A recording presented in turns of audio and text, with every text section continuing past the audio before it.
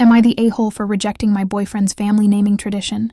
I'm 22, and my boyfriend, let's call him Matt, 24, have been together for almost 4 years.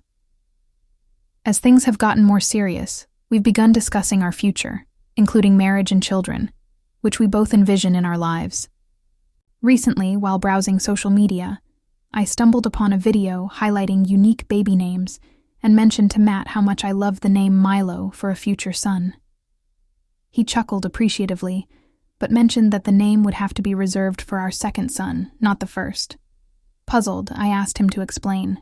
Matt shared that in his family, there's a long-standing tradition where the firstborn son is given a specific name. His father, older brother, and several other relatives all share it. I'm not going to say the name for privacy due to it being quite unique. While I respect his family's custom, the name he mentioned doesn't appeal to me at all. I kept my opinions on the name to myself, except with Matt, expressing that it wasn't my favorite, and suggesting perhaps we could consider it as a middle name instead. Matt became defensive and insisted that breaking this tradition was not an option for him. He accused me of being unreasonable.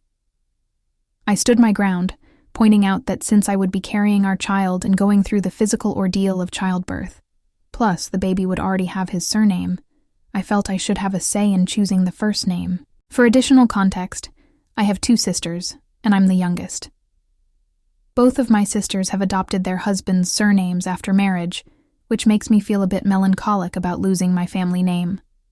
I've discussed hyphenating our last names with Matt, but he's opposed to the idea. So, in light of all this, I'm firm on not wanting our potential future son, if it's a boy, to have that traditional first name. Matt thinks I'm making a fuss over a hypothetical situation since we aren't parents yet, but to me, it's about setting expectations. Some friends think I'm making a big deal prematurely, while others understand my stance. So, am I the a-hole for opposing this family tradition?